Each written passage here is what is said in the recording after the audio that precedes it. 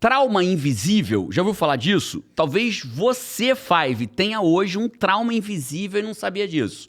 E esse trauma invisível pode estar impactando na forma como você tem os seus resultados na tua vida.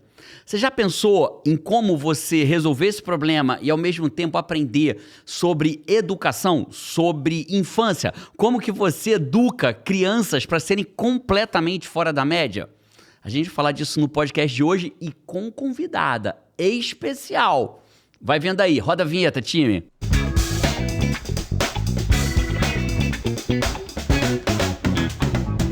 Podcast Sai da Média, o podcast de produtividade mais ouvido do Brasil. E hoje, para falar, você sabe como eu respeito o coaching levado a sério. O coach não fala de trauma. Então, não sou eu que vou falar de traumas invisíveis. Eu trouxe uma convidada mais do que especial para te ensinar sobre trauma invisível, sobre educação, sobre como a gente cria filhos fora da média.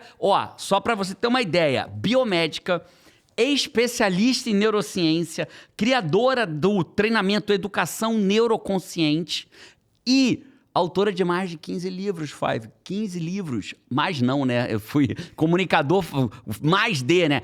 Autora de 15 livros. Talvez quando sair esse podcast até seja mais do que 15, né? Mas nesse momento, 15 livros. Thelma Abrão, salva de palmas pra Thelma. Seja bem-vinda, Thelma. Obrigada, um prazer enorme estar aqui, querida. Incrível, A Thelma já me impactou, assim, presencialmente. A gente esteve no evento onde você foi dar palestra e a Thelma, a gente ouviu uma participação dela assim lá. Começa a nossa história, né? Assim começa a nossa história, né?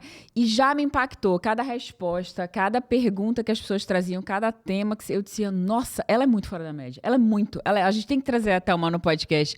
Tem que dividir os conhecimentos da Thelma com o Five. Com o Five. Você sabe que você hoje não tá falando com pessoas, você vai estar falando com o Five, né? Jerônimo já te explicou isso? Ainda não. Não, me conta aqui. Five é o seguinte, eu podia deixar o Five te contar, Thelma, mas é o seguinte, aqui em casa somos 4. Eu, Paty, Carol e João em ordem de nascimento. Eu mais velho, Paty depois a Carol vem primeiro, depois o João foi o último a nascer, embora sejam gêmeos.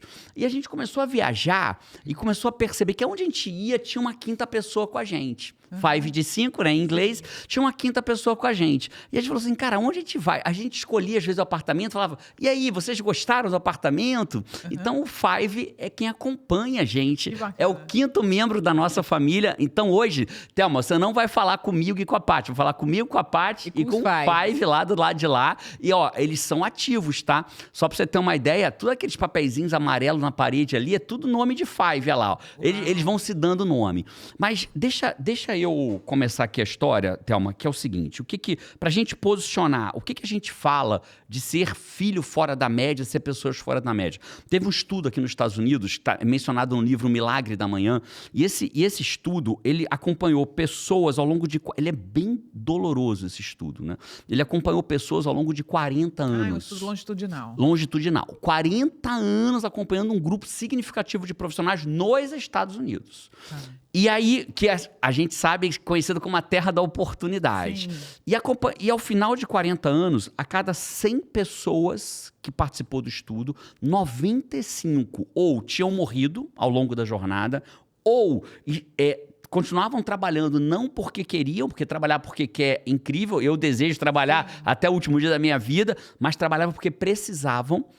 Inclusive, eu achava até bonitinho aqui nos Estados Unidos, né? Eu achava bonitinho. Aí eu falava, nossa, esse senhorzinho trabalhando na Disney. Acho que é muito comum muito isso, comum, né? Pessoas né? de 80 anos trabalhando no mercado, na Disney, em vários lugares. Isso, e eu sempre achei aquilo muito legal. Só que quando a gente vai ver de perto, não necessariamente ele tá ali porque quer. Ele faz parte, na verdade, dessa estatística. Estatística. O que ainda assim é legal, ele tem empregabilidade, claro. Mas ele não tá ali porque ele quer, ele tá porque ele precisa. Ou ele depende do governo ou de um parente para viver. Quando eu olho para minha família, 95. Quando eu olho para minha família, por exemplo, meus pais caíram nessa estatística. Meus pais dependem de mim e da Paty para viver, né? O que eles ganham não mantém eles. Então a aposentadoria não é suficiente nem para manter o básico deles, né? Eu e a Paty temos que ajudar eles. Então, 95%. 95 em cada 100. 4 pessoas vão estar no 0 a 0. O que eu ganho, eu me mantenho. E uma pessoa em cada 100 vai estar daquilo que a gente chama de curtindo a aposentadoria, curtindo a vida depois que trabalhou 40 anos. Né? Então, quando a gente olha para isso, a gente fala assim, o que é ser a média? Cara, ser a média, segundo esse estudo, é algo que eu não quero para minha vida. Eu não quero que meus filhos sejam a média. Eu não quero que meus filhos trabalhem 40 anos e depois de 40 anos eles dependam do governo, Bolsa Família ou um plano de aposentadoria falido ou de alguém para sustentar eles. Então, na minha visão cara, sair da média, ser fora da média é você, no mínimo, estar entre aqueles 4 que alcançou sobrevivência ou pelo menos, ou de melhor cenário, ser aquele único. 5%, né? É isso. E você sabe, Jerônimo, que eu tenho algo para acrescentar aí. Completa. Quando a gente fala de uma pessoa ter que trabalhar, né, sei lá, depois dos 70, com 80, se ela tiver saúde física, isso ainda é possível. Agora, imagina a pessoa que não cuidou da saúde física, mental e emocional ao longo da vida. Aquela pessoa que vai viver episódios de depressão, de ansiedade, né, que não consegue ser produtiva, como que fica no futuro? Precisaria trabalhar, mas nem consegue. Nem consegue. Então, assim, muito do que a gente vai falar aqui hoje é sobre a construção da saúde física, mental e emocional, que começa onde? Lá na infância. E para pessoa que não é mais... Beleza. Beleza. Então, se eu não tenho filho, eu não deveria ouvir esse podcast? Ou ainda assim eu deveria? Com certeza deveria, porque o que eu vou falar aqui, eu sempre falo, gente, você que está aí me ouvindo, você tem filho ou não? Vai ter uma grande parte que vai falar que sim, e vai ter outras pessoas que Eu vou responder pelo Five. Eu tenho. Eu e o Five temos 2. Pois é, mas se você não tem, você teve infância, não teve? Não tem uma pessoa que vai falar aqui que não teve infância. Todo mundo foi criança um dia, né? E a tua infância está impactando a sua vida hoje. E é isso que muita gente não sabe, porque o que aconteceu lá na infância não ficou lá na infância. Ela nos molda, ela molda a nossa visão sobre o mundo, ela molda a nossa visão sobre a gente mesmo, a forma com que eu me relaciono com as pessoas, a forma com que eu me comporto, e principalmente o nosso sistema nervoso. Né? Tipo, você já viu, tem gente que se sente rejeitado no ambiente social, tem dificuldade de manter um relacionamento, né? Abandona para não ser abandonado, ou vive relacionamentos tóxicos um atrás do outro. Tudo isso são padrões que são aprendidos e desenvolvidos na infância. Nasceram lá atrás, né? Exatamente. E aonde? No ambiente em que a gente vivia. Ali na construção do relacionamento com as nossas figuras de cuidado, que normalmente é pai e mãe, mas pode ser um avô, uma tia. É aquele cuidador primário que cuidou de você, principalmente no início da vida, né? E quando você não entende disso tudo, você tem resultados hoje que você não gostaria de ter e não entende o porquê. Talvez fique trocando de relacionamento, talvez não prospere financeiramente, Exato. Talvez esteja repetindo na educação do seu filho aquilo, Um padrão que é aprendido. E que está ainda no nível inconsciente, né? Eu falo que muito desse conhecimento que eu trago para os pais, para as famílias, é sobre tomada de consciência. O que é tomar consciência? É eu trazer do inconsciente para o meu consciente algo que estava dominando a minha vida e eu não percebia. Exemplo, tem gente que está sempre gritando com os filhos e a pessoa não para se questionar, caramba, por que eu estou gritando? Ela apenas está com raiva e grita, está frustrada e grita. A partir do momento que ela passa a se questionar, ela fala, opa, existe uma outra forma Incrível. de lidar com o que eu estou sentindo. Então, por que uma pessoa grita o tempo inteiro? Ela não grita porque o filho fez algo errado. Ela acha que é. Mas não é. Ela grita porque ela não recebeu educação emocional. Incrível. Tem uma frase do Jung que eu acho que ela diz muito sobre o que você falou. O Jung fala assim, enquanto você não transformar o inconsciente em consciente, você vai chamar de destino. Você vai continuar tendo tudo que está acontecendo e ainda vai chamar isso de destino. Exatamente. É muito forte amo essa frase. Muito forte. É sobre isso.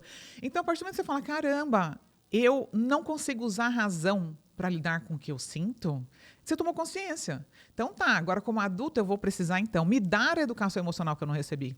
Não é ninguém que vai fazer isso para você, tem que ser uma decisão pessoal. Uau. E a partir daí eu vou começar a treinar uma habilidade que eu não tenho, igual na academia, não é? Fazer musculação. Você quer ter músculo? Você É vai ter isso. que ir todo dia, não é uma vez Cara, só, né? essa coisa de gritar, eu lembro da sua história da professora com você. Coitada Cara, da eu professora não- de história. Pegou um Professora aluno, de história, me desculpa, pegou um aluno professora de história. difícil, hein? Conta essa história Eu não aqui. fui uma criança fácil. Eu fui muito dócil. Eu fui uma criança que não fazia besteira, mas eu sempre tive um temperamento muito específico, né? E teve uma vez que a professora de história virou pra mim e falou assim: Jerônimo, abre a janela. Falei, pô, professora, não, Jerônimo, desliga o ventilador. Eu falei, professora, por quê? Tá calor. Por que eu precisava desligar o ventilador? E ela disse, desliga o ventilador. Aí eu falei, mas por quê? Não, porque eu tô mandando. Eu falei, então posso abrir a janela? Não, não pode abrir a janela. Eu falei, então me desculpe, você ou me explica por que tem que desligar o ventilador ou me permite abrir a janela. Tá suspenso. Eu falei, mas por que? Eu não fiz nada, professora de história. Aí chamou a coordenadora. Quantos anos você tinha, hein? Tava na sétima, oitava série. Devia ter uns 12, 13 anos, por ali, talvez. Aquela idadezinha já difícil, né? Mas, olha só, o que ele falou era super razoável. Se estava calor, por que ele precisa entender de fato? Isso. E você sabe que essa forma de tratamento, antigamente, é a esperada para uma criança, né? As pessoas não consideravam o que uma criança pensava ou sentia. Faz o que eu estou mandando e acabou, como se você não existisse. É isso. Desconsiderava totalmente as suas necessidades, muitas vezes físicas e até emocionais. E aí né? deixa E ele chegar nisso no chamam final. a coordenadora da escola, Liliane. Chama a Liliane. Aí vem Liliane.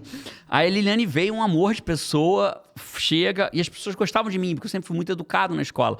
O que houve? Aí eu vou explicar o que houve, Jerônimo, na frente de todo mundo. Isso uma plateia assistindo, né? E aí, o que houve, Jerônimo? Eu falei, expliquei, ela pediu, então sei o que. Não, ele... Aí eu falei só assim, o grito é a arma dos ignorantes. Tá suspenso! Na minha aula não fica mais! Aí a Liliane me tirou. Você já tinha sabedoria, hein? Com Não 12 é? anos, caramba. E nisso a Liliane me tira de sala, fala, Jerônimo, eu vou ter que te suspender porque a professora é a autoridade máxima, respeitada, né? mas vou te dar um dia só de suspensão. Então, fiquei suspenso. Uma das 4 suspensões que eu tive foi essa, mas eu concordo contigo, brincadeiras à parte. Eu acho que você falou uma frase no nosso bate, tomando um café aqui na cozinha aqui de casa, foi uma frase que eu até anotei, né? As pessoas normalizam o grito. Então, as pessoas normalizam lidar. Deixa eu botar ordem aqui, Paty. Vamos fazer assim, ó. Bota ordem. Vamos fazer assim, ó. Vamos dividir em 3 blocos esse podcast. Vamos falar um pouquinho sobre esse trauma invisível, que eu amei essa expressão, porque as pessoas, elas estão traumatizadas... E não sabem. E não sabem. Ou estão traumatizando seus filhos e também não sabem. Depois a gente fala um pouco como sair disso, né? E aí, assim, a gente vai para a terceira fase, que é o que a gente faz na prática para sair da média ou para criar filhos fora da média. Podemos dividir desse jeito? Com certeza. Vamos vambora. começar, então, trauma invisível. Porque, assim, o que me chamou a atenção quando você falou isso no nosso café pré-podcast, Thelma, foi trauma invisível. Eu falei, cara, eu acho que todo mundo deveria saber disso para que possa olhar para si próprio e não criar um trauma invisível no filho. O que é trauma? Explica pra gente esse trem aí. Interessante que a Thelma falou assim, porque tem pessoas que só pensam naquele trauma de uma coisa que foi óbvio que gerou um trauma, né? Mas existem esses invisíveis aí. Sofreu um acidente de carro, tal, mas é uma coisa. Mas e o invisível? Claro, quando a gente fala em trauma, né? Um episódio traumático, por exemplo, foi algo que aconteceu uma vez, mas que você vai lembrar o resto da vida porque aquilo teve um alto impacto, né, emocional, te marcou profundamente, como, por exemplo, um acidente de carro, né, uma casa que pegou fogo, o divórcio traumático dos pais. Tudo isso realmente causa trauma. Só que esse é visível, né? Esse Todo a gente mundo tá enxerga. vendo, você consegue pontuar. Aconteceu tal dia, em tal ano, e aquilo me marcou e me trouxe essa consequência. Ou uma pessoa, por exemplo, foi para a guerra, né? Existe também aí o estresse pós-traumático, que é uma pessoa que, por exemplo, viveu um episódio muito traumático, como as pessoas que de fato vão para a guerra e ficam o resto da vida precisando Alterado. de assistência, né, de acompanhamento para conseguir ter uma vida normal. Acontece que dentro de famílias, por exemplo, muitos pais estão traumatizados não porque viveram esses episódios traumáticos, mas muitas vezes viveram o que a gente chama de trauma complexo. E o que é o trauma complexo? É aquele abuso emocional, é a negligência emocional, que muitas vezes é invisível porque as pessoas não entendem que aquilo está causando um dano naquela criança. Exemplo, tem crianças que nunca recebem a atenção do pai e da mãe. o pai e a mãe estão trabalhando o dia inteiro e essa criança está ali, numa escolinha, está com uma babá, está com alguém cuidando dela. No final do dia, esses pais chegam em casa, já estão cansados, não têm atenção para essa criança. E tudo que essa criança faz, esse pai e essa mãe vão gritar, ou vão criticar, ou não vão dar o colo que ela precisa, não vão dar o afeto que ela precisa.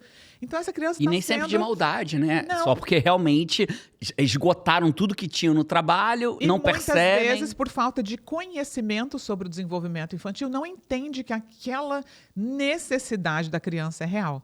Acredita que muitas vezes, não, essa criança está mimada, ai meu Deus, eu trabalhei o dia inteiro, ainda tenho que dar atenção para o meu E filho. o pior é que geralmente que a criança, quando não recebe atenção, ela fica tentando chamar a atenção, ela faz mais coisa De forma errada. E aí negativa. irrita ainda mais, às vezes irrita, aspas, Aí- ainda mais o... Afasta ainda mais Aí o vira pai e um a mãe. ciclo. Exato. Então, essa necessidade da criança por atenção, por exemplo, e que nunca é suprida por falta de por conta da negligência emocional, né, que muitas vezes é sem querer, não é intencional, Claro. ou por conta do abuso emocional. O que é o abuso emocional?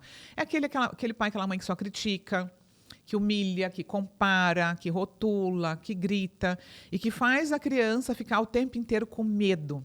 Então, tanto o medo, né, que causado pelo abuso emocional ou pelo abuso físico ou pela negligência, mantém o nosso sistema nervoso autônomo, que é o sistema que cuida da nossa segurança, né, proteção à vida, por exemplo, no modo ativado, no modo luta ou fuga. Então, É como se aquela criança tivesse guardado as devidas proporções, estressada perigo, o tempo né? inteiro. É como se ela Exato. tivesse numa sensação de que algo ruim vai acontecer Isso. permanentemente. Então, o que acontece? O pai, mãe, né, o nosso ambiente onde a gente mora, deveria ser o lugar mais seguro do mundo. Tanto fisicamente quanto emocionalmente. E, normalmente, justamente esse lugar onde deveria ser o lugar de maior segurança se torna o lugar de maior medo. E como a criança ela é 100% dependente desse pai e dessa mãe, muitas vezes ela não tem aonde recorrer.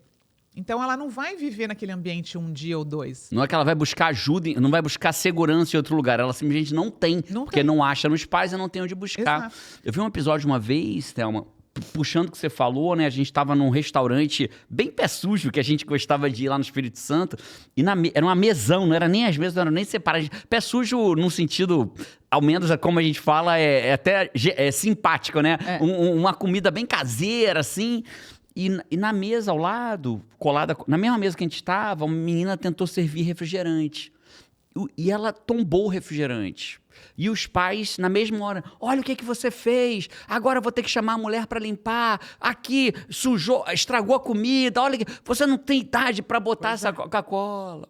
E isso vai se repetindo, né? Exato. E aquela criança acabou de ouvir das pessoas que ela mais ama, que deveria fazer o papel de segurança dela, que talvez tentar uma coisa nova seja ruim. Não, e também aquela coisa de, meu Deus, eu não posso errar, quer dizer, eu tenho que ser perfeita para ser amada, né? Quantas pessoas adultas, perfeccionistas, travadas, com medo de cometer um erro, com medo de ousar e errar, e na verdade, ela entendeu que para ser amada precisa ser perfeita, né? Mas para concluir o raciocínio de antes, que eu acho importante, né, para os seus pais entenderem, essa repetição do medo, né, que não é o medo que durou um dia ou dois, mas por vezes anos, durante toda uma infância, e a falta de afeto, a falta de ter as suas necessidades emocionais supridas é que pode causar o trauma complexo.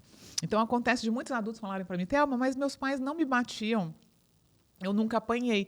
Ok, mas vamos olhar então qual que era o seu contexto familiar?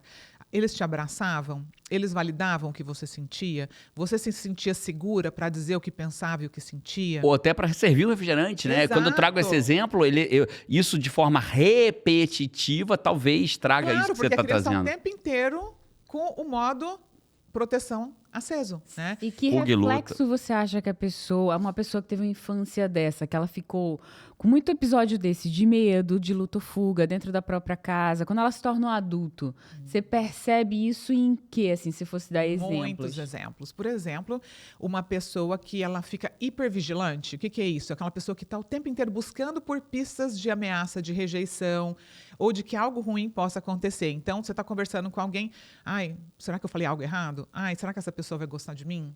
Ai, será que o meu chefe vai me mandar embora? Então, é aquela pessoa que fica com aquela sensação de inadequação. E muitas vezes ela também tem muito medo de socializar, ela acaba se isolando muito, é um dos sintomas. Pode acontecer ainda a procrastinação, que é muito comum hoje em dia as pessoas falarem, mas será que procrastinação é preguiça? Na maioria das vezes, não. Na maioria das vezes você vai estar com o teu uma porção que a gente chama, que aqui é um pouquinho mais... Técnico. Mas a gente chama porção dorsal do nervo vago ativada, que é o quê? Quando eu fico congelada, quando eu fico paralisada e eu simplesmente não consigo agir. Por quê? Eu tenho medo de falhar, medo de errar, então eu fico procrastinando. E isso está totalmente, é a neurobiologia, é o corpo falando. É isso. Procrastinação, né, Five? Só pra te lembrar, você já ouviu a gente falar disso aqui, Five. É você adiar aquilo que você deveria estar fazendo naquele momento. Aí, às vezes, a pessoa adia, não porque ela quer deixar pra depois, mas ela acredita que ser tão perfeita que ela prefere fazer uma outra coisa mais simples e não aquilo que deveria estar fazendo. E o medo de errar e falhar é tão grande a ponto de paralisar. Porque antigamente, lá na infância, o que acontecia quando você errava? Vinha um castigo. Então, inconscientemente, o que acontece? Se eu errar, eu vou ser castigado. E não, né? Na verdade, os erros fazem parte da jornada. Da aprendizagem, né? Da aprendizagem. Tudo na vida, né? Você não chegou na sua primeira live arrasando ou dando um treinamento para milhares de pessoas. Tudo é um processo de aprendizado. Na primeira aula, é engraçado, né? E tudo vem muito a gente vai, não tem jeito. Até no café, antes de começar esse podcast, nossas conversas iam pra cá, pra lá. Imagina no podcast. Vai ter que ser assim um pouquinho mesmo. Eu gosto muito, eu acredito muito que o que eu vejo eu crio. Da forma como eu enxergo algo, concordo, estabelece aquilo que a gente vai fazer. E quando eu fui dar aula pela primeira vez, a minha primeira aula eu tinha 23 anos de idade, numa faculdade de Direito. E eu tava tão nervoso, que eu tive vontade de fazer xixi no meio da aula. De tão nervoso que eu tava. E ali eu tive que tomar uma decisão. Eu minto ou eu sou eu mesmo? Foi uma decisão. E eu falei, cara, eu vou ser eu mesmo, porque eu simplesmente estou nervoso. Mijando nas calças. É isso. E eu disse pra turma, eu falei, pessoal, deixa eu explicar uma coisa pra vocês. Essa é a minha primeira aula na vida que eu tô dando pra vocês. Eu tô tão nervoso que eu tenho que parar pra fazer xixi. Conquistou a sala toda. A turma riu e aplaudiu. Todo mundo Conquistou se conectou a sala com toda. você. Aplaudiu. Mas ali eu tive que tomar uma decisão. Foi uma decisão, eu chamo de decisão chave. Aquela decisão fez com que até hoje, se eu tiver que falar pra eita, que besteira que eu falei, eu vou falar aos 50 anos de idade. E essa coisa que fala, né? Tipo, a perfeição atrai, mas a imperfeição conecta. Olha que incrível essa frase. Então, você poder ser imperfeito, né, é maravilhoso. Já anotou, Five? Aqui a gente tem uma regra aqui, tá, Thelma? É o seguinte, quando ele ouve algo que chama a atenção dele, ele anota nos comentários. Não. Você ouviu isso? Repete pra ele. A perfeição atrai, mas a imperfeição conecta. Pegou, Five? Maravilhosa. Então, a imperfeição conecta. A perfeição atrai, mas a imperfeição conecta. Se você não anotar essa frase no comentário, eu vou ficar com raiva de você. Porque eu vim anotar aqui, pra mim... Cara, os pais fizeram bonito no último podcast. Cara, tiveram mais 700 comentários. Mais de 700? Uau! E muitas frases e tal. Isso Quando no chegar YouTube, momento né? Porque o Five do Spotify, do iTunes, não tá vindo pro YouTube Teve comentar. até polêmica, vou trazer quando polêmica? chegar a hora dos comentários do Five. Voltamos pra Thelma. Vai, Thelma. Então, peguei. Então, nessa linha lógica, isso vai refletir lá na idade adulta. Sim, outra coisa que pode acontecer, relacionamentos tóxicos. Por quê? Quando a gente vem de uma infância onde o amor é confundido com dor, o que acontece? Como é que é confundir amor? Me dá um exemplo Vou pra eu dar um visualizar. exemplo. Uma criança que cresceu num lar abusivo fisicamente. O pai batia de chinelo, batia de cinto, né, de tapas e tal. Além da ameaça e dos gritos e tudo mais. E muitos fazem o quê? Eu tô te batendo porque eu te amo. Nossa, aí Eu a tô pessoa fazendo aprende isso torto, né? porque eu te amo. Acontece que aquela criança não tem um repertório de vida ainda desenvolvido para entender o que esse pai está querendo dizer. Então, ela é literal. Quer dizer, então, que ele me ama e ele precisa me machucar porque ele me ama? Então é assim que eu vou amar as pessoas. Exato. Isso é muito inconsciente, nessa interpretação. Mas esse pai não está batendo no filho porque ele ama. Esse pai está batendo no filho porque ele não sabe lidar com as emoções dele.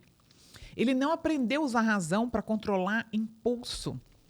Ele não tem outros recursos para educar o filho que não seja bater assim como bateram nele.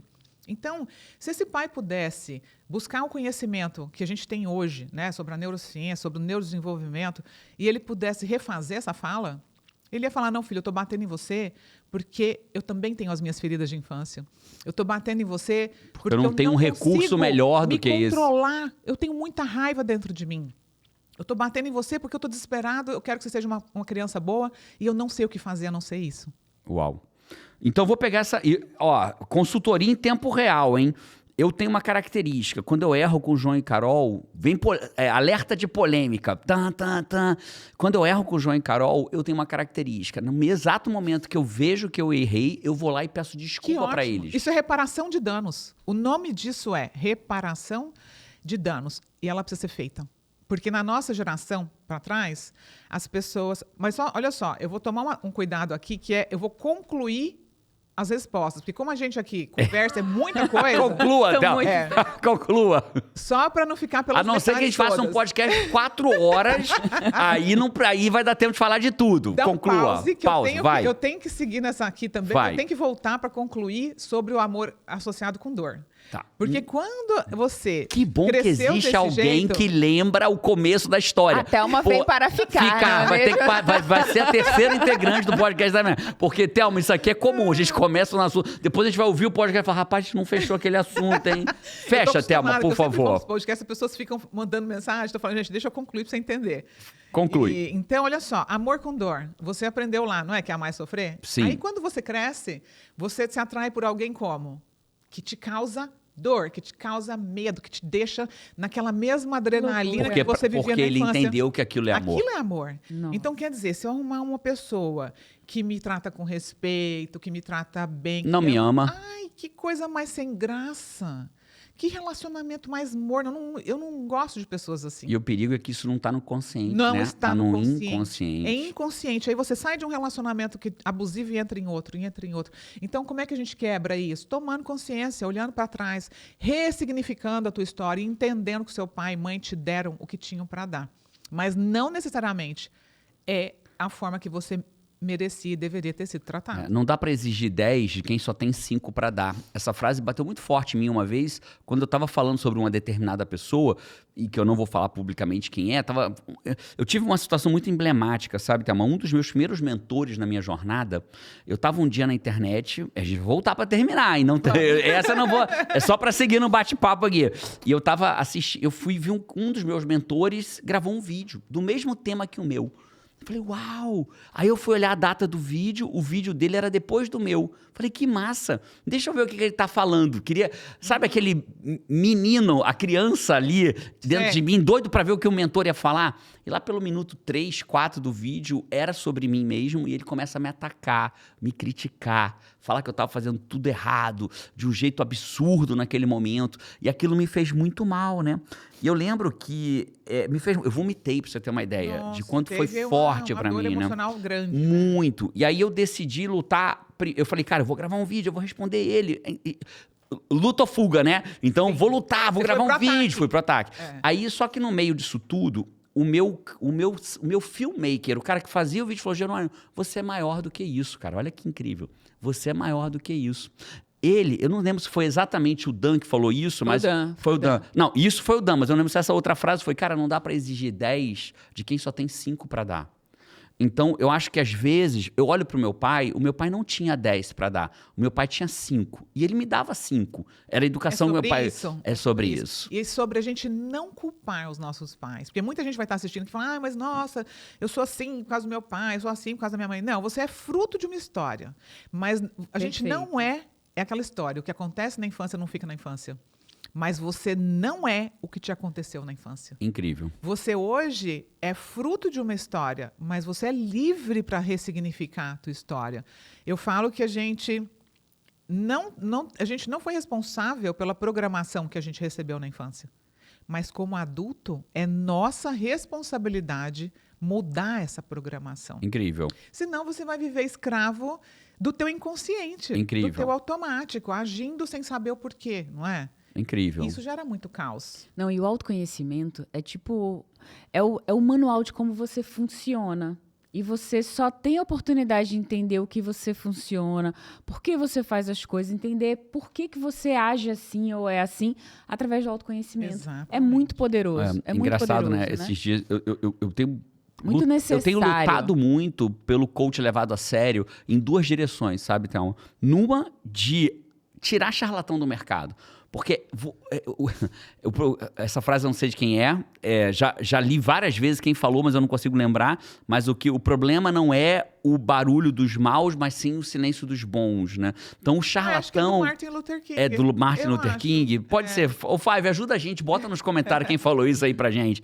O fato é, a gente o charlatão faz mais barulho do que quem tá trabalhando sério. Quem tá trabalhando Verdade. sério tá quietinho lá fazendo diferença na vida das pessoas. Então eu decidi que eu ia fazer barulho também, o barulho dos bons, né? Então a gente tem falado muito sobre o que é coach, o charlatanismo no mundo do coach. E tem uma coisa que me incomoda muito, que é aquela tal história: todo mundo tem que acordar cedo, todo mundo tem que ganhar do sol, todo mundo tem... Não, todo mundo Nem não, todo mundo cara. vai funcionar bem assim, É né? isso. Então, por exemplo, o 5 a.m. Club, que é o clube das 5 da manhã, não serve pra mim. Eu não sou o cara de acordar às 5 da manhã. Eu acordo às 6. Eu acordo com o sol. O sol nasce, eu acordo. Que, aliás, Segue o ciclo circadiano. completamente. Eu, quando vai escurecendo, vou desligando. também. Isso. Eu acordo sozinha, 5h55, 6 horas. Sou eu. também. Sou eu. Final de semana, eu falo, vou dormir até a hora que eu puder. Não dá. 6h40, no máximo, eu tô de 6h30, colher. plim. É isso. 8 horas você já tá querendo dormir, né? Isso. E no coaching, levado a sério, é o oposto disso. Os primeiros 3 encontros, quando eu atendo um cliente, por exemplo, nos primeiros 3 encontros, eu tô trabalhando a individualidade dele. Eu vou entender se ele é um cara dominante, comunicador, planejador, analista. E como é que ele funciona melhor? Como que ele funciona Porque melhor? às vezes o cara vai É trabalhar isso. 4 horas do dia com alta intensidade no meio da tarde. É isso. Né? Ou sei lá, no É meio da isso. noite. Não sei, É cada um isso. vai Existe uma ter. É o regra que seu. atenda todo Não. mundo da mesma forma, Não todo mundo existe. igual. Isso gera E culpa. por isso que o autoconhecimento é importante. Isso de querer botar todo mundo dentro da mesma caixa gera um sentimento de culpa e inadequação muito grande. Perfeito, Thelma. Isso também acontece com os filhos. Quando você tem lá 3, 4 filhos e quer criar os 4 do mesmo jeito, os 3 do mesmo jeito. Cara, Não tem cada como. pessoa precisa de uma coisa diferente, né? Você vê, Exato. João, falando de uma coisa bem E prática, você assim. tem gêmeos. A gente tem gêmeos. Eles e são idênticos? Não. É um casal. É um casal. São diferentes, né? Mas são completamente Tá vendo? diferentes como indivíduos, assim. Carol, por exemplo, a gente orienta sempre Carol sobre dinheiro para ela adquirir um comportamento de poupar. Sim. Porque o natural Verdade. de Carol De investir, na verdade. de né? investir, né? De investir. O comportamento natural de Carol antes dela ter qualquer desejo de comprar, é tipo assim, quando ela sabe que vai ter dinheiro, o desejo dela é tipo, me leva pra um lugar que possa ter coisa que eu quero gastar. Não, que eu nem a sei fala o que dela é. é, me leva pro shopping, eu falo, o que você quer comprar, meu amor? Não sei, eu quero Não sei, gastar cara, o dinheiro que eu ganhei. E João, aí então, Você vê que pra coisa. ela, E os dois têm o mesmo pai, a mesma mãe, a Mesma mesma educação. educação. Mesma mesma barrigada, gravidez. eu falo que tá mesma barrigada. E aí a gente faz o movimento Carol. Já o movimento do João é ajudar ele a gastar.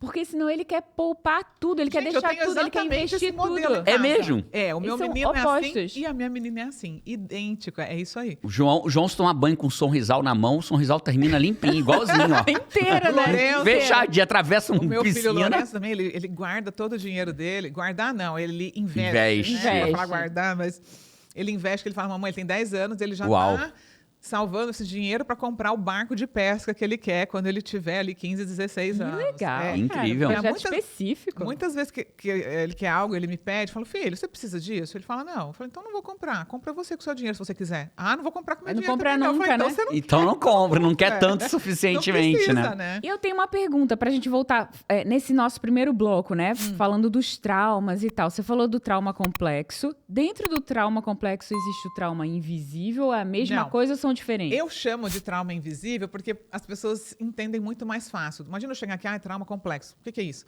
E o trauma invisível, a pessoa fala, opa, por quê? É aquele trauma que ninguém está vendo, igual a negligência. Vamos Que não supor- é esse. Não é esse que você falou, complexo. É esse. É mesmo, é só um o nome. sinônimo fácil. É um sinônimo fácil Tá. que a gente não... Porque o complexo parece complexo, né? E o invisível fica fácil de entender. É aquele que vai sendo plantadinho ali. São sinônimos, mas para ficar bem claro, vamos dar um exemplo prático, né? Uma criança que é negligenciada emocionalmente, uma criança que não recebe afeto, né? Nem hoje, nem amanhã, nem nunca. Aquele pai, aquela mãe que está sempre ocupada, fala, amanhã eu levo ela no parquinho, amanhã eu brinco com ela, amanhã eu pego ela no colo. E isso nunca chega. Passa um ano, passa 2, passa meses. Ou aquela criança que só é tratada no abuso emocional ou no abuso físico. Essa repetição ao longo da infância de abusos e negligência geram um trauma. Que não foi um específico, não foi um único episódio, mas foi a repetição prolongada de algo que deixou o meu sistema nervoso ativo mais tempo do que ele deveria. Eu vou dar um exemplo bem legal aqui que todo mundo vai entender. Presta atenção aqui, pessoal. Você concorda que o nosso sistema nervoso ele não foi programado para ficar no estado de alerta todo o tempo? Sim. Claro Ele que foi não. programado Só diante de um pra ser estado ativado real de alerta. quando o meu cérebro identificar perigo à minha vida. Né? De repente, um carro vindo te atropelar, uma arma. cortisol aquilo- sobe e tal, né? O Exato, corpo todo aquele trabalha mecanismo. para que você Acontece passe que por quando aquilo. você vive num lar onde papai e a mamãe se tornam ameaça e não segurança, esse sistema vai ficar ligado o tempo inteiro. E o que que isso faz? Isso ativa o nosso eixo HPA. O que é eixo HPA? É o eixo do hipotálamo, né, que é responsável pela produção de hormônios do estresse, como cortisol, adrenalina, noradrenalina. E quando a gente fala em infância, isso é muito perigoso, porque esses hormônios desligam a parte racional ligada a aprendizado, por exemplo. Então, a criança começa a ter problema de aprendizado na escola. Olha só. Dificuldade de foco, dificuldade de socialização. E esse pai e essa mãe sem conhecimento sobre o comportamento, o desenvolvimento do filho, o que ele faz? Ele vai aumentar a dose do castigo. Já que você não está prestando atenção na escola, você vai apanhar mais. Tá criado o ciclo, Já que né? você E piora não se tudo. comporta bem na escola, você está dando trabalho, você não está tirando nota boa, né? Eu vou te tirar isso. Então, em vez desse pai rebobinar essa fita e olhar para a raiz do problema, que é um ajuste de ambiente, é dar segurança emocional, limites com respeito, o afeto, a orientação que essa criança precisa, normalmente ele aumenta a dose do castigo, da ameaça e do medo, e um ciclo desastroso é formado. E dentro desse ciclo, muitas crianças hoje são diagnosticadas erroneamente com transtornos. É o que eu ia trazer. Inúmeros E transtornos. essa criança vive ansiosa, não presta atenção na escola, TDAH. Aí tem a outra que fica agressiva, tem TOD. Claro que existem esses transtornos, existem, Claro. mas precisam ser diagnosticados, né? Precisa fazer uma avaliação neuropsicológica que dura aí 6 a 8 semanas. Não é simplesmente você olhar para uma criança e por um TDAH. determinado comportamento rotular ela. É isso. E isso tem acontecido muito. Tanto as professoras quanto os pais. E aí a criança acaba sendo medicada, vai tomar um remédio tarja preta, quando, na verdade, ela precisava de um ajuste de ambiente. De ambiente. Ela precisava que os pais aprendessem a se relacionar com ela de uma forma emocionalmente saudável. Indo em behaviorismo, né? Indo lá. É claro que a área. Lembrando, né, Five?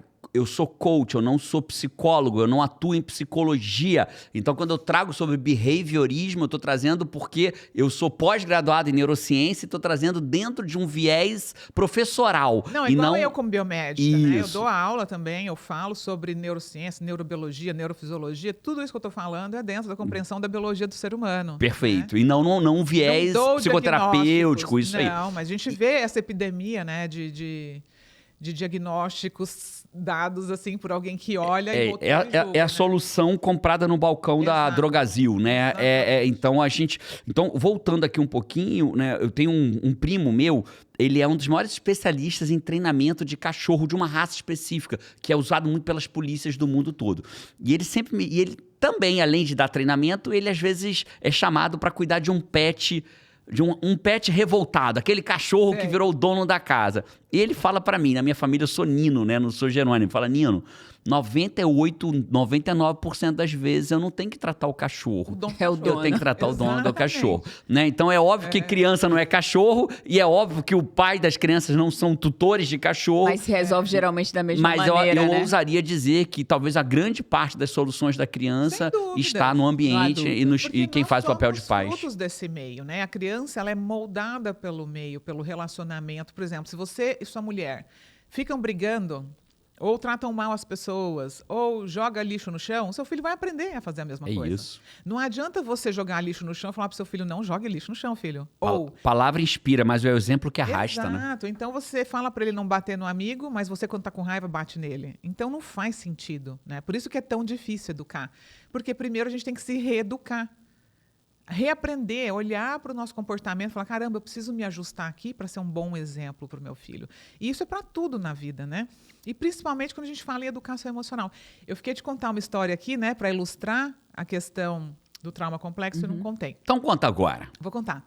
A doutora Nadine Harris é uma pediatra americana muito famosa aqui nos Estados Unidos e uma vez assistindo um TEDx dela, ela contou uma história. Aliás, eu não lembro se foi o TEDx ou se foi num livro dela, mas eu sei que veio dela. Ok, vem essa história. dela. É. Honrando Eu a fonte fiquei veio dela. Bastante impactada, eu conto bastante, eu faço questão de falar porque é uma história que vocês vão ver que em 2 minutos é muito claro para você entender o impacto disso na vida humana, né? Imagina que você mora numa caverna, tá? E todos os dias você tem que sair para caçar as suas frutinhas e tal. Você saiu com a sua cesta e foi em direção àquela árvore linda, frondosa, cheia de amoras lá que você conhece. Chegando lá perto, você deu de cara com um urso gigante de 2 metros de altura, com uns dentes assim te olhando. O que você vai fazer nessa hora? Você vai ficar pensando? Você vai ficar fazendo um planejamento estratégico? Não precisa, porque o teu hipotálamo, né? Ele, através dos teus olhos, já identificou que você vai correr perigo de vida. Então, imediatamente, produção de hormônios do estresse. Instintivamente, né? Exato. Imediato e instintivamente. Esse eixo HPA, né, vai ser ativado e você vai correr na velocidade que você nunca imaginou que você poderia correr na tua vida. Né? É isso. Você vai correr igual você nunca correu em direção à sua caverna para poder salvar a tua vida. E aí, quando você chegar lá dentro dessa caverna, falar, ufa, meu Deus do céu. Tô salvo. Nenhum sinal desse urso. E aí o que acontece? O seu corpo vai começar a voltar para o estado de calma. A gente chama isso de homeostase, né? O coração vai parar de ficar acelerado, a respiração vai voltar ao normal. A pupila ela dilata na hora, ela vai voltando ao normal. Você vai sentar e falar, ufa, tô salvo. Mas eu tenho uma pergunta para te fazer. E se você descobrir que aquele urso está morando com você na tua caverna? Em que momento você vai voltar para o estado de calma? E minha pergunta é, será que você está sendo um urso para o seu filho? Olha só. Ou será que você viveu com um urso? Porque isso explica o que acontece com o nosso sistema nervoso, entende? Incrível. Que ambiente que você cria ali, Exatamente. na tua caverna, na sua casa, né? Então, como está o ambiente da sua família? Vocês dois que têm gêmeos, muitos estudos científicos foram feitos com irmãos, na verdade, univitelinos, que são eles são bivitelinos. Que são geneticamente idênticos. E separaram essas crianças no nascimento, foram cada um para um lar. Que é um baita padrão ouro de estudo, né? Porque ele é muito surreal você fazer estudos com gêmeos idênticos, porque é um padrão ouro de estudo. Principalmente quando a gente fala em epigenética, né? Porque quando a gente fala em genética, a gente sabe que os genes vão ser idênticos. Mas o que é epigenética? Epi, que está acima da genética, né? E hoje a gente sabe que o ambiente, ele tem o poder de ativar e desativar os nossos genes. Então, muitos estudos feitos com irmãos univitelinos separados no nascimento mostram como que eles se tornaram pessoas e adultos completamente diferentes. Porque eles ativaram genes de forma diferente. Do ambiente que eles viveram. Então, muitas vezes tem pai e mãe que falam, mas eu sou explosivo, eu sou assim, é genético, todo mundo na minha casa é assim. Não, é comportamento aprendido. Porque por mais que você tenha um gene da explosão, né, que a gente sabe que vai ser um percentual bem pequenininho do teu comportamento, o comportamento ele é aprendido. E assim como você aprendeu, você pode desaprender e aprender outro. Incrível. É uma decisão. Aí a gente já está entrando no próximo trecho que você queria fazer, né? Isso. Que é tipo, certo. E agora? Aconteceu isso. E agora? Aí os fives que estão ouvindo em casa, eles estão dizendo, cara, me identifiquei, passei por isso, eu vi que isso aconteceu, ou já me vi, tô sendo esse urso dentro da minha casa com meu filho, com a minha filha. Como mudar isso? Qual que seria o primeiro passo para conseguir, né, construir uma vida diferente, um ambiente diferente e, consequentemente, comportamento diferente, que eu acho que é o que o pai quer, né? Ver o comportamento diferente no filho, que para isso ele vai ter que mudar ele mesmo. Primeiro eu vou indicar os meus livros aí para vocês, porque é muita justíssimo, justíssimo. Até ter trazido pra gente mostrar. Pois é, verdade. Qual que você sugere que ele comece lendo? Se ele fosse escolher um para começar a ler... O Pais que Evoluem foi meu primeiro livro, onde eu conto a minha própria jornada como mãe, né? A minha jornada desafiadora, como é que eu cheguei até aqui, tudo que eu fui aprendendo que eu acho essencial. Mas eu tenho outros mais voltados para a neurociência, outros mais voltados para dicas práticas. Dá uma busca no meu nome, Thelma Abraão, lá na Amazon, e vê em qual momento você está na tua relação. Incrível. Vai achar, certamente achará algum lá que... Tem livro, por exemplo, Vício em Telas, Por que meu filho mente, Brigas entre Irmãos, Por Trás das Birras. Então, assim, tem muitas dores dos pais que estão mapeadas nos meus livros e que vai conseguir ajudar rapidamente. Né? Surreal. Mas como é que faz, assim, se eu pudesse te dizer rapidamente como resolver? Primeira coisa é duvidar das suas certezas, né? Porque muitos pais falam, é assim que tem que ser. Duvide das suas certezas. Se eu não bater no meu filho, agora ele, né, vai apanhar da rua, da polícia lá na rua. E os pais ficam com essas certezas, né? Sem se questionar, caramba, será que isso que eu estou fazendo de fato está sendo positivo?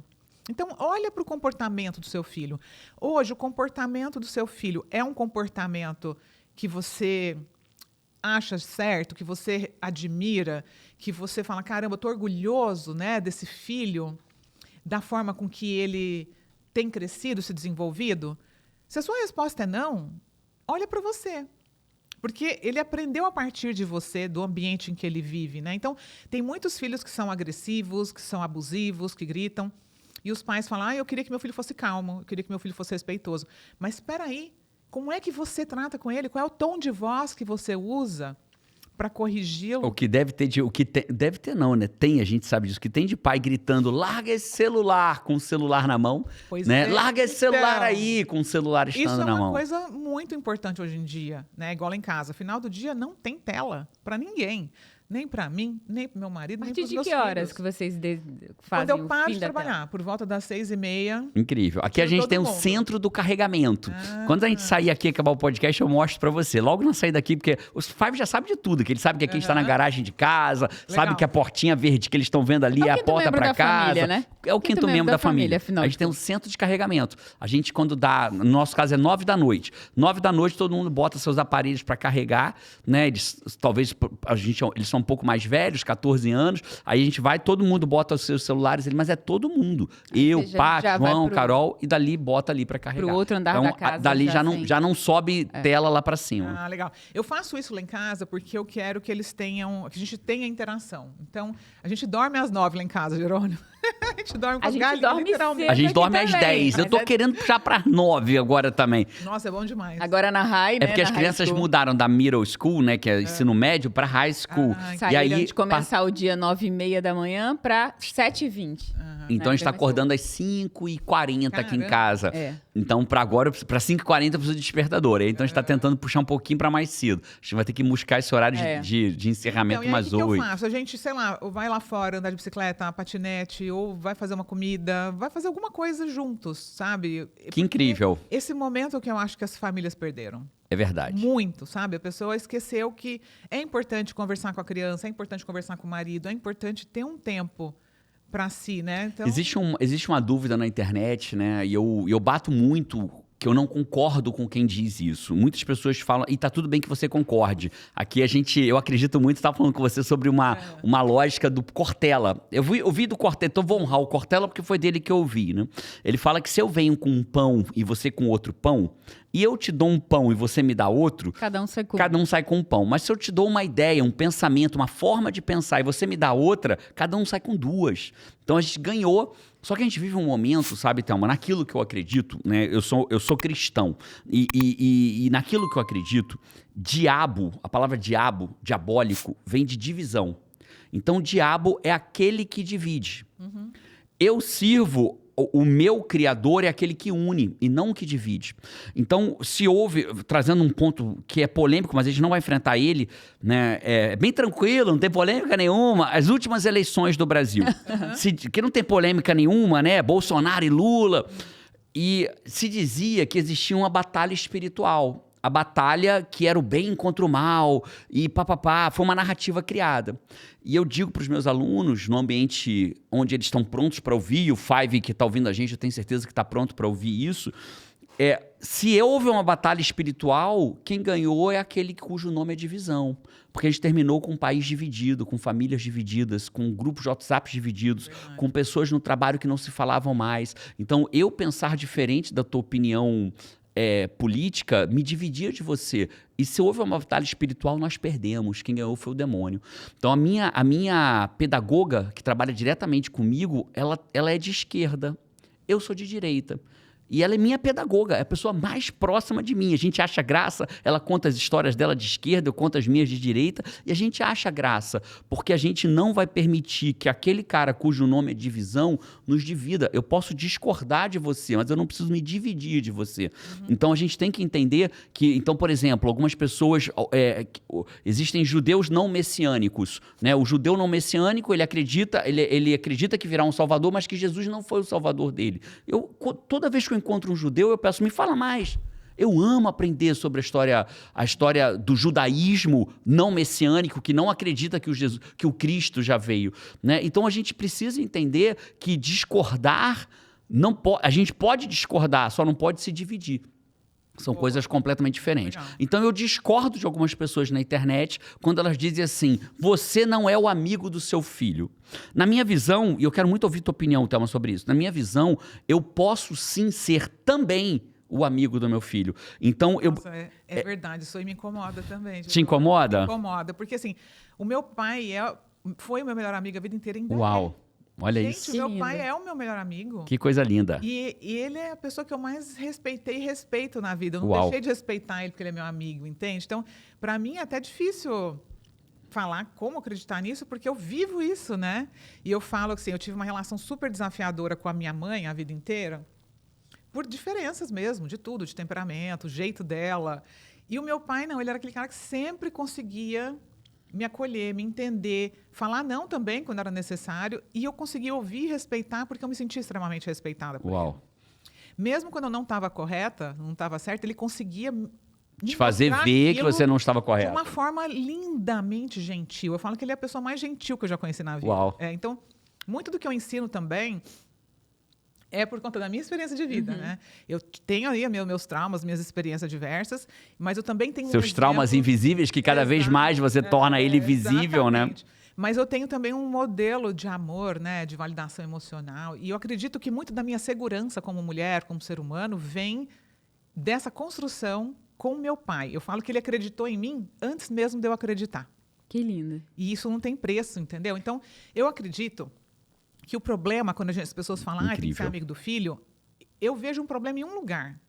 É quando essa amizade vem acima do papel de pai, Incrível. acima do papel de mãe. Então, por exemplo, eu sou mãe do meu filho. E eu preciso direcioná-lo para muitas coisas importantes. Claro. Eu preciso colocar regras para as muitas coisas que são importantes. Você também é mãe dele, né? Exatamente. Eu ponho dele, limites, dela. eu falo não quando é importante, mas ele também pode chegar para mim, abrir o coração dele para chorar, para falar, para contar. Incrível.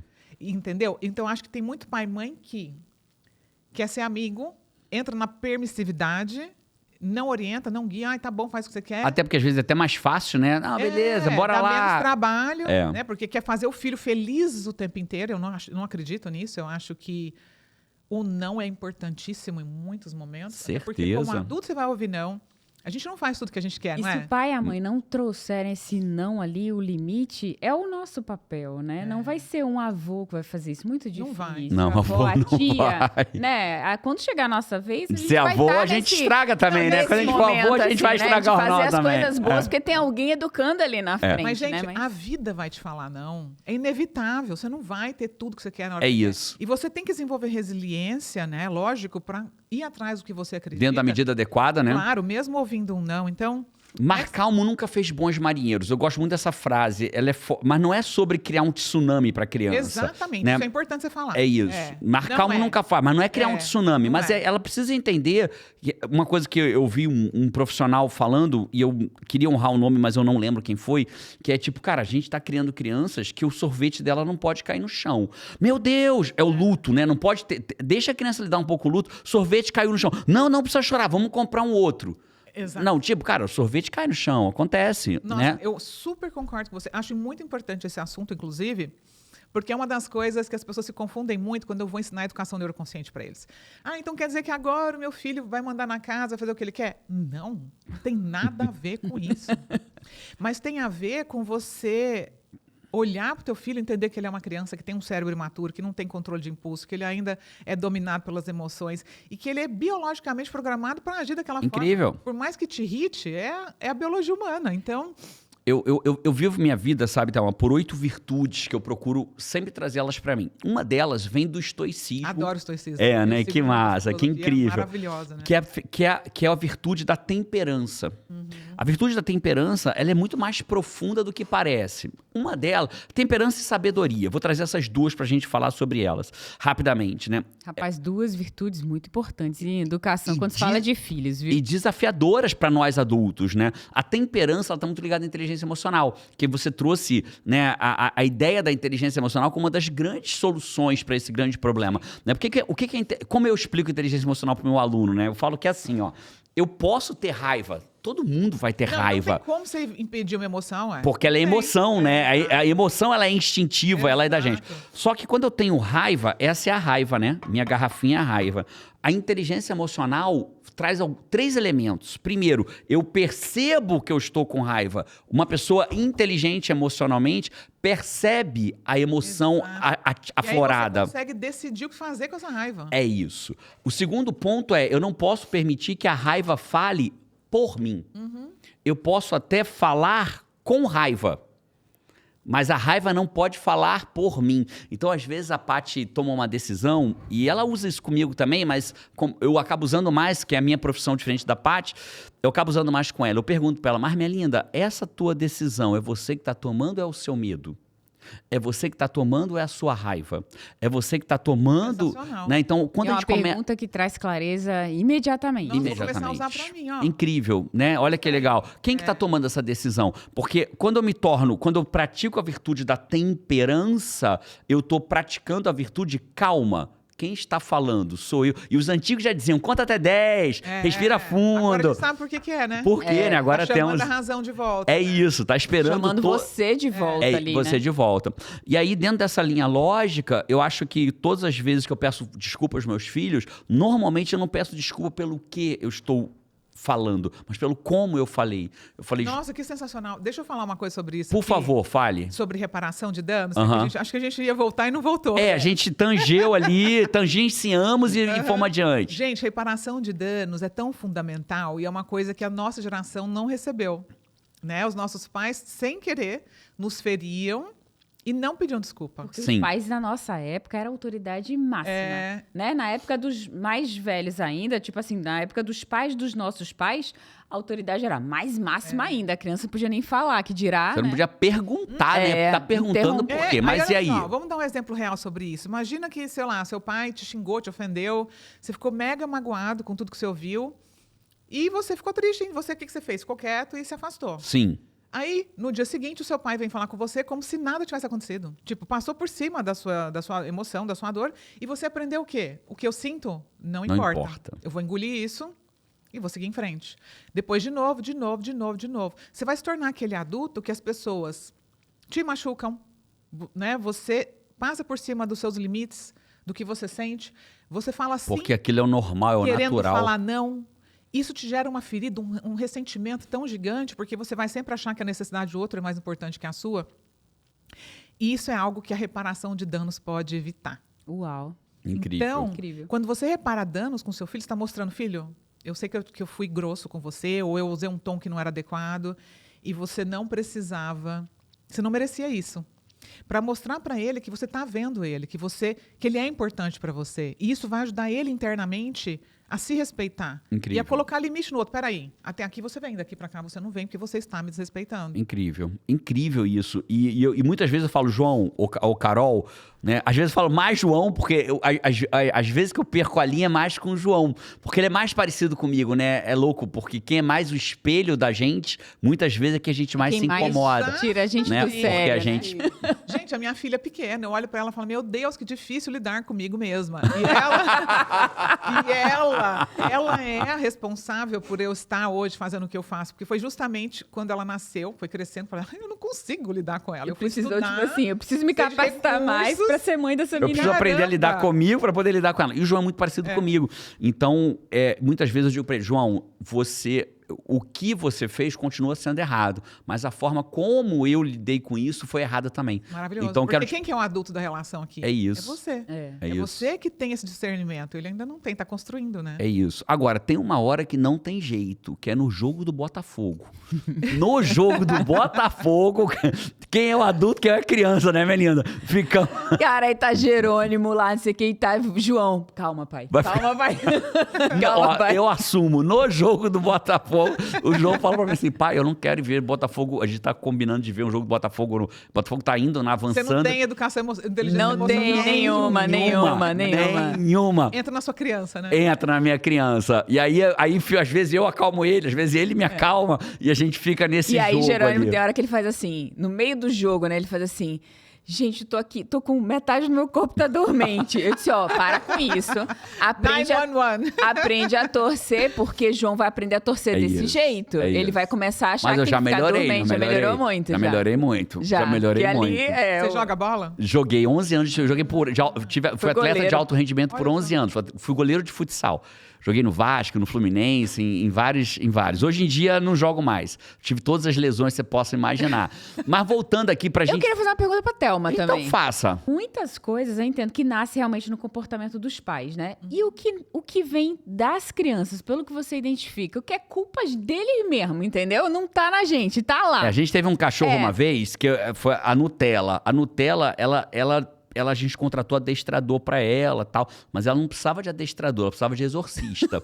Porque então, e a criança que precisa de exorcista? Porque tem umas crianças que vêm ali, né? Mas é isso, eu ia Paty? perguntar assim, do que você vê assim, existe uma idade, na sua opinião, que você percebe que a idade são idades mais críticas, mais difíceis, assim, que você Vamos percebe? olhar para tudo isso, para esse exorcismo, pra essa loucura aí, pelo olhar da educação neuroconsciente. Vamos. Né? O que é educação neuroconsciente? É uma abordagem educacional criada por mim, onde eu trago todo esse olhar da biologia, da neurobiologia, da neurociência, para a gente entender o comportamento humano. Você juntou tudo aquilo que você estuda a vida inteira e... Como biomédica, como biomédica e neuro... para os pais conseguirem entender o comportamento dos filhos e lidar com esses desafios para que essas crianças se desenvolvam com saúde emocional, física e mental, né?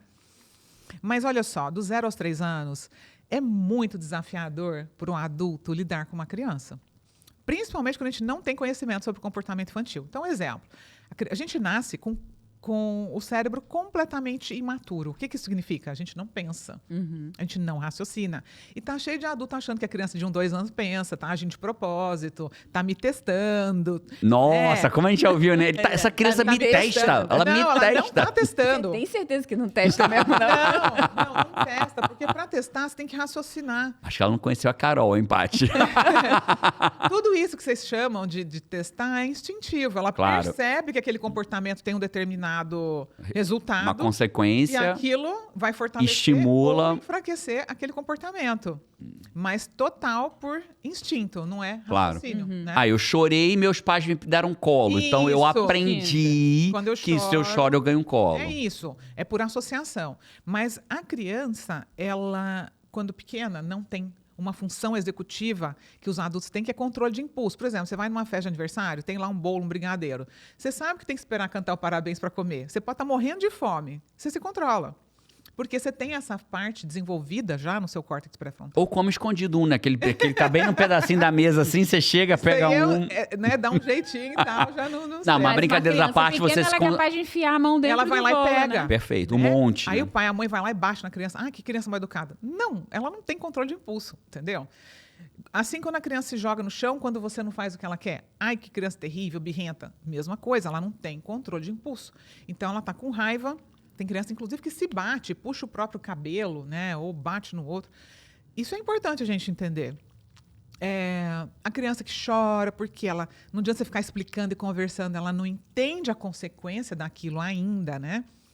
Então, isso é uma fase que todo mundo fala, os terrible two. Na verdade, não é só o terrible two, é até por volta dos 3, 4 anos, quando o córtex pré-frontal começa a apresentar um pouquinho mais de maturidade, porque, na verdade, a gente sabe que demora... Mas é bem pouquinho, ele vai até, sei lá, 21 anos, às vezes vai até 21 anos, é isso aí. Até por volta dos 25, né, que os estudos mostram isso, mas... Então, essa expectativa irreal em relação ao comportamento infantil, eu falo que é a raiz da violência contra a criança.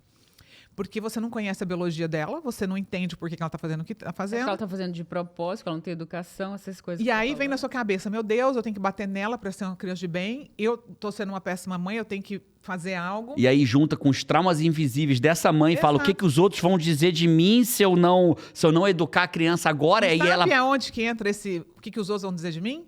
Entra no medo da rejeição. Olha isso. E o medo da rejeição, para nós, né, como espécie em evolução, o que acontecia lá milhares de anos atrás se você era rejeitado pelo bando em que você vivia? Morte, certa? Era morte. Porque você não conseguia comer, você não conseguia se proteger sozinho. Então, isso está no nosso DNA. Ser aceito pelo seu grupo é instinto de sobrevivência. Quando a gente se torna mãe, a gente tem muito medo do julgamento, o que vão falar de mim, o que vão achar de mim. E muitas vezes esse medo da rejeição fala mais alto do Peguei. que, de fato, olhar para a criança e dar para aquela criança o que ela Então, precisa. 0 a 3, 0 a 4... É desafiador. Depois busque disso. conhecimento. Depois disso, a criança já começa a mostrar aquilo que você fez com ela nesses 4 anos. Porque se você foi um pai e mãe que conseguiu se autorregular, lidar com a sua própria raiva, teve paciência para mostrar para a criança como é que faz, repetir, ser um bom exemplo de educação emocional, por volta dos 4, essa criança já está mostrando o resultado daqueles anos difíceis iniciais, né? E ao contrário, também. Pra você, experiência pessoal, qual foi a idade mais desafiadora, assim? Com João e Carol? João e Carol. Eu acho que aquela transição, né? Quando o sistema límbico, o centro de prazer tá muito ativo, que vai ser ali entre 11 e 12 anos, e o córtex pré-frontal tá quase que morto, desativado. Tudo isso chamar de pré-adolescência, Tudo isso né? chamar de pré-adolescência. 11, 12 anos pra mim foi o maior desafio. 12 anos, assim. 11, 12 anos pra mim Eu acho foi que foi tranquilo dentro de todas as vivências, das aventuras de cada idade ali, né? É. Porque a personalidade está 12. formada, o olhar deles já muda, sai do papai e da mamãe para ir para o mundo, para ir para Sim. os amigos, né? E pai e mãe nessa idade, você tem que conseguir sair daquele lugar. Sabe o que eu amei que você falou? Assim, se eu for falar o que eu amei que você falou até aqui, eu ia passar, eu ia repetir todo, porque eu amei tudo. Mas quando você falou que dos 0 aos 4, a criança começa, a partir dos 4, ela começa a se expressar, veio muito pra mim que eu estou colhendo hoje, Exato. como pai, o que eu fiz na fase anterior. Então, não é que. Então, se eu quero colher coisas melhores dos meus filhos, eu preciso plantar coisas melhores dentro da minha própria casa. E dá tempo, não dá? Independente da idade? Dá. Olha só, isso é a maior pergunta que eu recebo, sem dúvida, porque os pais começam a ter acesso a esse conteúdo e falam, até agora eu identifiquei que eu errei. Meu Deus, tô apavorada. Dá tempo ainda de corrigir? Dá tempo ou chama um exorcista, né? Essa é a pergunta, né? Assim, quando a gente olha para a biologia, é lógico, imagina você está construindo um prédio. Está fazendo a base de um prédio para aqueles andares que vêm aguentar. Então, você precisa de uma base. Do 0 aos 7 anos é uma base fundamental. Do 0 aos 3 é uma muito importante, que é a primeiríssima infância, até os 7 a gente fala também, que é muito. A primeira infância inteira. E aquela pessoa que, nossa, Thelma do céu, foi muita coisa ruim, o que eu faço? Gente, nós temos a neuroplasticidade cerebral. Então, a gente sabe que a gente pode aprender e desenvolver novas habilidades em qualquer momento da vida. E quanto antes, melhor. Eu tenho um filho de 20 anos, ainda dá tempo? Dá a partir de agora, se você tiver 30 anos de vida ainda com ele. Caramba, são 30 anos para você mudar a sua forma de tratar esse filho, de olhar para esse filho, de lidar com as suas próprias emoções. E como experiência empírica, né, de ser uma adulta que convive com outros adultos, com meus pais e tudo, a gente percebe, né? A gente fala assim, nossa, minha mãe mudou tanto. Exato. A gente fica tão feliz com essa Muito, mudança, muito. né? Isso. Eu tenho 47, a minha mãe vai fazer 70, né? E quando minha mãe estuda alguma coisa e tal, não sei o que, ela tem um comportamento diferente, eu comento, eu digo, nossa, minha mãe, cara, mudou tanto. A gente fica E feliz. isso muda o relacionamento de vocês. Muda o relacionamento, impacta positivamente. É isso. Meu marido fala isso também, porque o meu sogro batia nele muito na infância. E, Olha. e meu sogro, depois de uma certa idade, ele mudou, sabe? Se aproximou. E meu marido fala, meu pai mudou tanto. Que incrível. Que não dá nem para imaginar que ele já foi um pai Incrível. agressivo. Que incrível. Eu gosto muito da ideia, trazendo um fundamento, eu não sei se você já teve a oportunidade de estudar David Eagleman, e é um neurocientista que eu gosto muito. É louco, e o fato de você ter estudado ou não muda nada, porque, na verdade, é tanta coisa para estudar que referência. a gente poderia passar uma vida inteira. Ainda não vai conseguir ver tudo. Tudo. E tem uma teoria que explica bem essa lógica da primeira infância, que eu amo, que é do David Eagleman. Tem uma neurocientista brasileira chamada doutora Susana Herculano Rosel, né? Muito conhecida no mundo. E por que ela foi conhecida, Paty? Olha que loucura. Ela foi escrever um livro, fazer uma tese, alguma coisa, e falou assim, o cérebro tem 100 bilhões de neurônios. Ela virou e falou assim, beleza, como eu sou neurocientista, deixa eu ver quem falou que o cérebro tem 100 bilhões. E ela foi voltando à fonte até chegar na pesquisa. E adivinha? Não existia pesquisa. Os 100 bilhões foi um chutão que algum... Tipo, um jeito de dizer muitos. Muitos. Só que, óbvio que com algum nível de precisão. Mas não havia pesquisa. Ela foi a primeira neurocientista mundial a ter um estudo aceito pela comunidade científica de quantos neurônios nós temos no cérebro. E ela chegou não ao número de 100 bilhões, mas ao número de 86 bilhões. Eu lembro de ter visto essa pesquisa. Você viu? Você viu? Olha que incrível, né? Mas onde eu quero chegar? E o David Eagleman, ele diz, que é um neurocientista, que esses 86 bilhões, pro Five que ainda está chegando por aqui, ainda não manja muito, o neurônio ele vai se conectando com outros neurônios. Então, esses 86 bilhões formam, segundo o David Eagleman, 200 trilhões de caminhos neurais. E sinapses, né? Sinapses. Vamos chamar de conexões neurais. 200 trilhões de conexões neurais. Eu estou respondendo a tua pergunta, tá, Paty? Numa outra visão. Na verdade, a Thelma já respondeu 100%. Estou só dando uma outra visão Incrível. Da mesma lógica. Estamos olhando para o mesmo elefante, né? É que se um olha, vê o rabo, acha que é um... Então a gente está olhando para o mesmo elefante. E ele fala que até aos 7 anos de idade, a gente constrói 100 trilhões de conexões neurais. É como se a criança falasse assim, cara... Metade tá o HD da criança tá Pronto. limpinho, tá fácil de criar conexões neurais. Porque os neurônios ainda não se conectaram para criar conexões neurais de sucesso e você aprender. Só que lá, nos primeiros 3 anos, a velocidade com que esses neurônios se conectam é tão monstruosa que você nunca mais na tua vida vai ter de novo a mesma velocidade. Perfeito. E aí ele vem e fala, e quando você chega na idade mais adulta, você chega a 200 trilhões. E na teoria dele, óbvio que é uma teoria, uma hipótese, na teoria dele, esses 200 trilhões, você não consegue fazer mais do que 200 trilhões. Mas você consegue ir Aí vem a neuroplasticidade. Aí, ou a nova forma de ver as coisas, mudança você cria de mentalidade. Novos caminhos, novas conexões. Porque aquelas que você não usa... Então, vamos dizer que você aprendeu que amar é bater.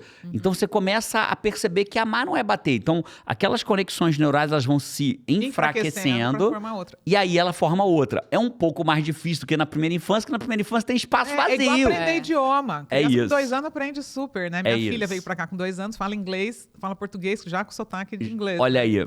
Se vem um adulto, é muito mais difícil, mas é possível. É isso. Então, ao fechamento do que você está falando, Paty, é claro que é um pouco mais de trabalho do que Mas na é primeira possível, infância. né? Totalmente E tem muita gente que possível. fala, mas eu já tenho 70 anos, 80. Não tem problema. Se você decidir que quer mudar, você vai conseguir. Vai conseguir. É questão de você decidir e treinar, né, para conseguir. Minha sogra, cara, que orgulho de você, Mazé. Meu Deus. Cara, a Mazé, quanta evolução. Ela começou a estudar sobre né? desenvolvimento pessoal. Cara, incrível Eu tenho um ela. livro, né, o primeiro, que chama Pais que Evoluem. Muitos avós leiam. Falam Olha aí. pra mim, Thelma, puxa vida, eu não fui a mãe que eu gostaria de ser, mas eu tô sendo a avó que eu queria ser. Ai, e eu tô que muito incrível, feliz que dessa demais, oportunidade. que demais. Maravilhoso. Agora, a última pergunta para Eu caminhar tive muita realmente sorte, pro assim, final. com minha mãe, assim, acho que com meus pais, minha mãe, uma pessoa sempre muito... ela teve sempre muita sabedoria. Ela veio de um berço muito simples, mas ela teve muita sabedoria, assim. Veio de uma casa com muitos Concordo irmãos plenamente. e tal. Minha avó viúva, mas ela é uma pessoa, assim, de muita sabedoria, né? Minha mãe, eu acho que do que ela me educou, do que me ajuda até hoje, assim, Incrível. Eu lembro que ela via João e Carol tranquilos e uma frase da minha mãe, ela trazia umas frases assim, ela disse assim, cara, são crianças atendidas. Você vê que crianças Que tem as atendidas... necessidades emocionais Exato, era o que ela dizia. Exato. Crianças atendidas são tranquilas, não fica toda hora Isso vem dessa. chorando, Ela não tem o fica toda hora conhecimento chamando, técnico que você tem, interrompendo o pai, mas ela tinha a mas sabedoria de dizer isso. É. Né? A gente leva João e Carol a alguns lugares e fala, pô, queria dar essa sorte. Né? É o que Não fala é pra sorte, não é sorte, é investimento ali Exatamente. de... Não, e olha que investimento. Gente, vocês estão falando aí de um negócio que me veio aqui, eu acho que é até bacana compartilhar com as pessoas. Fala pro Five. Grátis, só pra gente encerrar, né? Que a gente já precisa encerrar. Eu tenho 2 perguntas objetivas pra te fazer. Aí eu faço as 2 perguntas e a gente encerra. Mas fala. Legal. A gente não quer deixar Eu Thelma acho que aí, né? Five, eu acho que as 2 perguntas que eu vou fazer pra ela, você vai falar assim, que bom que você fez, Jerônimo. Mas me ocorreu algo que você falou sobre a gente investir. Gratidão. Vocês concordam que gratidão é algo que é desafiador, né? Da gente ensinar para um filho? Gratidão. Eu tento mas- ensinar para os meus bastante. É Certeza. muito importante. Eu ensino muito. E muitas vezes a gente está ensinando várias habilidades para os filhos. Quando eu falo a gente, é você que está aí do outro lado também. E a gente tem dúvida. Será que está dando certo isso? Não estou vendo. Mas, cara, é uma semente que você está plantando e o fruto vem. Eu estava assistindo os fogos do Magic Kingdom, tem uns 15 dias com a minha filha. E ela começou a chorar no meio dos fogos, assim. Eu falei, filha, por que você está chorando? É choro bom ou choro ruim? Perguntei para ela, né? Não tem choro bom ou ruim, mas assim, eu queria saber se ela estava feliz ou triste. Mas essa é uma pergunta clássica do coach. Quando o cliente chora, eu falo, e esse choro é bom ou é ruim? Pra entender de onde, né? Exato. Aí ela falou assim, mamãe, é bom e é ruim, porque eu tô feliz demais, porque eu tô aqui, mamãe, obrigada que você me Uau. trouxe aqui na Disney para ver esses fogos, né? Mas eu também tô chorando porque eu tô triste que tem muitas crianças no mundo que nunca vão conseguir assistir. Uau. Imagina uma criança de Nossa, ela é 9 anos. Uau. Pois é. Na hora Baita eu fiquei tão sensibilidade. feliz que eu falei, gente, ai Deus, obrigada, porque Deu certo. isso é uma colheita. Aí a gente chora né? também, Deus Total. pensa, esse choro é bom ou é ruim? Total.